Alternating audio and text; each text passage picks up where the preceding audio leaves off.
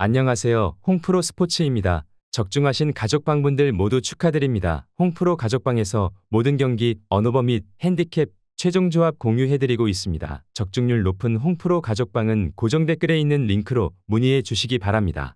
8월 3일 J리그 일본 축구 5경기 분석 시작하겠습니다. 첫 번째로 오카야마 대 야마가타 경기 알아보겠습니다. 먼저 오카야마는 대체적으로 컴팩트한 수비력에 대한 장점이 크다. 개인 기량으로 이를 돌파할 수 있는 시미즈 같은 최상위권 전력이라면 모를까. 다른 팀들은 오카야마 상대로는 늘 포스트 플레이나 직선적인 형태로 이어지는 것으로 공략을 하고 있는 상태다. 물론 오카야마 역시 중앙에서의 점유를 극단적으로 높게 가져가는 형태를 보여주지는 않는다. 대체로 저득점 양상에서의 신승으로 실리를 챙기는 것으로 가닥을 잡는 유형이기도 하다. 이어서 야마가타는 불안한 면모가 있다. 특히 높은 점유와 라인을 구축하고 있음에도 찬스 메이킹이 아주 뛰어난 편은 아니다. 올 시즌 리그에서도 득점력은 0대를 기록하고 있는 상황이고 골키퍼의 세이브 능력이 좋아서 높은 라인을 커버하는 것이 안 되는 상황은 아닌데 오카야마의 라인 간격을 야마가타가 충실히 공략할 수 있을지는 의문이 드는 게 사실이다. 야마가타가 주도하면서 점유를 올릴 가능성이 높다고 보고 있다. 다만 컴팩트한 수비가 장점이라고 할 수 있는 오카야마를 확실하게 공략할 수 있을 만한 득점력이나 역량을 가지고 있는지는 의문이다. 물론 오카야마의 공세 자체도 압도적으로 상대를 찍어 누르는 것과는 거리가 있다. 오카야마 승리를 추천합니다.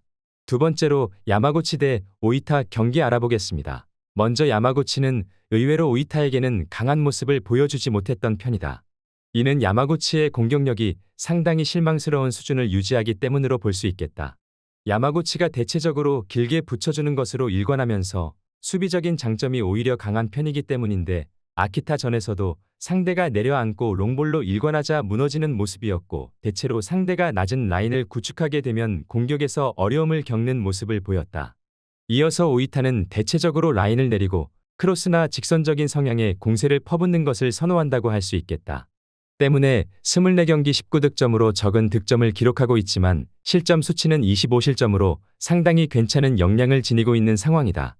야마구치 상대로도 전적을 보면 알겠지만 답답한 흐름으로 잘 이어가게 만드는 면모를 보여주기도 했다. 오이타가 상당히 낮은 라인을 구축하고 버티는 것을 선호하는 편인데 이를 바탕으로 야마구치의 공세를 막아 세우는 것을 상당히 잘 해내는 편이다. 상대 전적에서도 야마구치가 오이타를 꽤 어려워한다는 것이 드러나기도 했고 낮은 라인을 구축하는 팀을 상대로는 어려움을 꽤 느끼는 모습을 보였다. 무승부를 추천합니다. 영상은 잘 보고 계신가요? 핸디, 언어버 및 최종 조합 공유받아 보실 수 있는 가족방 입장 방법 알려드리겠습니다. 첫 번째로 영상 하단에 댓글을 클릭해 주세요. 두 번째로 댓글에 링크를 클릭해 주세요. 마지막으로 채팅 참여하기 후 메시지 주시고 답장 기다려 주시면 됩니다. 나가기 하시면 가족방 입장 시켜드릴 수 없습니다. 언제든 편하게 문의 주시기 바랍니다. 세 번째로 군마 대 반폴의 고우 경기 알아보겠습니다. 먼저 군마는 공세를 높이면서 수비만 하다가 골을 허용하고 그대로 침몰하는 상황은 잘 발생하지 않고 있다. 다만 고우가 압박 강도를 높이는 상황에서 군마가 여기에 대응해서 전진이나 탈압박이 될 상황인지는 지켜봐야 할 일이다. 지난 대결에서도 대패를 기록하기도 했는데 군마가 고우의 전진 압박에 실수가 나오면서 불필요한 실점을 내주는 모습을 보여주기도 했다. 이어서 고우는 압박 기조로 가다 보니 스쿼드 상황이 좋지 못한 상황에서는 경기력이 상당히 불안했던 것이 사실이었다. 다만 2주간의 휴식기를 가지면서 스쿼드 정비나 에너지 레벨에서의 충원은 충분히 가능해진 상황으로 볼 수 있을 것이다. 고우가 여전히 상대 진영부터 시작되는 전방 압박을 시도할 가능성은 높은 상황이고 대체로 이런 기조에서는 대량 득점 가능성도 올라가는 편이었다. 군마가 고우의 전방 압박을 상대하는 상황에서는 실수를 저지르면서 상당히 불안감이 높아지는 모습을 자주 보여준 게 사실이다.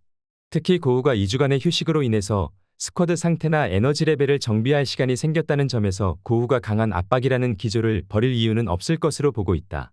반폴의 고우 승리를 추천합니다.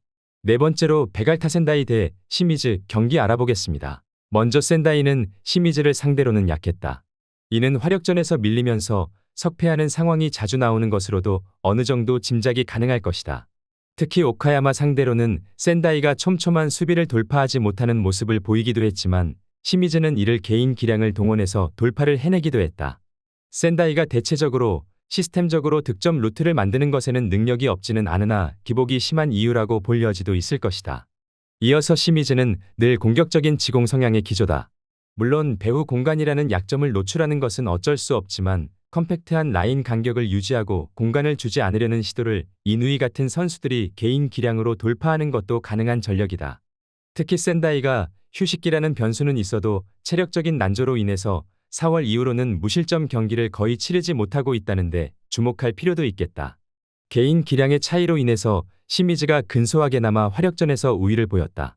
물론 배후 공간 실점이라는 리스크가 없지는 않은 편이어도 센다이도 체력적인 난조가 서서히 팀을 잠식하면서 4월 이후로는 실점 통제력이 떨어지는 모습을 보여주기도 했다. 시미즈 승리를 추천합니다. 영상은 잘 보고 계신가요? 핸디, 언오버 및 최종 조합 공유받아 보실 수 있는 가족방 입장 방법 알려드리겠습니다. 첫 번째로 영상 하단에 댓글을 클릭해 주세요. 두 번째로 댓글에 링크를 클릭해 주세요. 마지막으로 채팅 참여하기 후 메시지 주시고 답장 기다려 주시면 됩니다. 나가기 하시면 가족방 입장 시켜드릴 수 없습니다. 언제든 편하게 문의 주시기 바랍니다. 다섯 번째로 나가사키 대 미토 경기 알아보겠습니다. 먼저 나가사키는 유연하게 공격과 수비를 넘나들면서 상대를 공략하는 성향을 보이는 편이다. 일단 나가사키가 최근 미토가 보여주는 공격력을 부담스러워할 이유는 충분한 상태다. 물론 나가사키도 수비적으로 안정성이 강한 전력이기는 하지만 미토가 압박을 뚫고 골문을 공략하는데 약한 전력이라고 하기는 어렵다. 물론 나가사키의 경우도 미토를 상대로 다득점 상황을 만드는 데 능한 편인데 최근 3번의 대결에서 기록한 골은 10골이기도 하다. 이어서 미토는 1부 리그의 마리노스와 2부 리그 최소 실점팀의 요코하마 FC를 상대로 모두 무승부를 기록했다.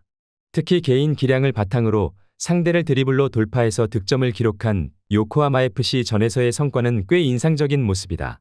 다만 미토가 상대 진영부터 압박을 시도하면서 상당히 배후 공간 리스크를 높게 지는 것을 보여주는 편인데 결국 이 때문에 나가사키와의 수비적인 비교는 늘 열세를 보이고 있다. 미토가 최근에 보여주는 공격력이나 압박을 이겨내는 능력은 아주 좋은 모습이다. 다만 나가사키가 미토의 수비적인 불안을 공략해서 다득점 경기에서도 이득을 잘 취하고 있다는 점은 주목해야 할 것으로 보인다. 또한 수비력에서도 나가사키가 보여주는 퀄리티가 더 나은 게 사실이기도 하다. 나가사키 승리를 추천합니다.